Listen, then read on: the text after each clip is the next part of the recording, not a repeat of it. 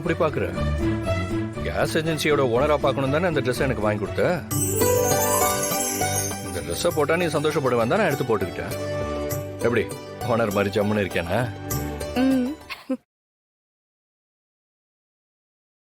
So இந்த ட்ரெஸ்ஸோட ராசி நீ ஜெயிக்க போற. நானும் ஓனர் ஆயிடுவேன்னு எனக்கு நம்பிக்கை வந்துருச்சு தானே.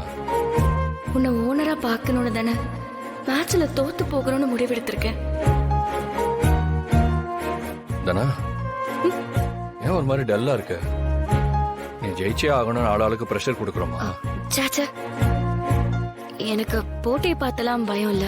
அப்புறம் என்ன, நீ ஜெயிச்சாலும் மாமா நம்மளை ஏத்துக்குமே நினைச்சு ஃபீல் பண்றியா? நல்லதா நினைப்போம் தானே, நல்லதே நடக்கும்.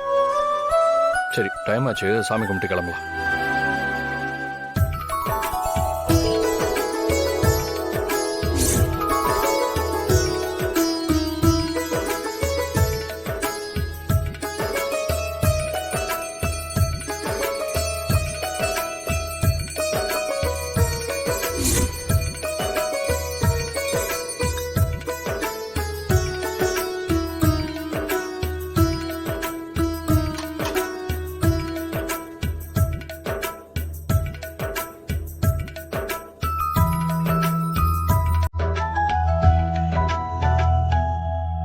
பிள்ளையாரப்பா, தனா மனசுல ஏதோ ஒரு கலக்கம், பயம் இருக்கு. அந்த பயத்தை போக்கி நீதான் அவளை தைரியமா விளையாட வைக்கணும். இந்த போட்டியில ஜெயிச்சு எப்படியாவது தனா மாமா மனசுல இடம் பிடிக்கணும்.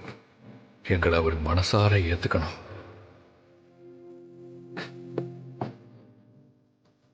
கதற்காக தோக்குறதுன்னு முடிவு பண்ணதுக்கு அப்புறம் அப்பா இப்படி ஒரு சவால் விடுவாருன்னு நான் எதிர்பார்க்கல. புருஷனை பார்ப்பேனா, அப்பாவை பார்ப்பேனா, இன்னைக்கு யாருக்காக நான் விளையாட போறேன்னு எனக்கு தெரியல. இப்படி ஒரு இக்கட்டான நிலைமையில மாட்டிக்கிட்டு இருக்கேனே. என்னை இந்த கஷ்டத்துல இருந்து நீ தான் என்னை காப்பாற்றணும். நான் ஜெயிக்கணுமா தோக்கணுமா, எதுக்காக விளையாடணும்னு நீ தான் எனக்கு ஒரு வழியை காட்டணும். ஒரு நல்ல முடிவை சொல்லு.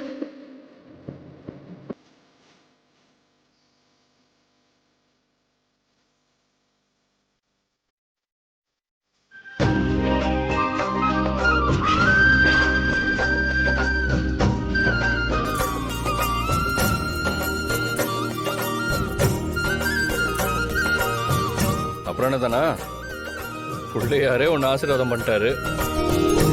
என்ன பாக்குற? நானும் கவனிச்சுக்கிட்டே தான் இருக்கேன்.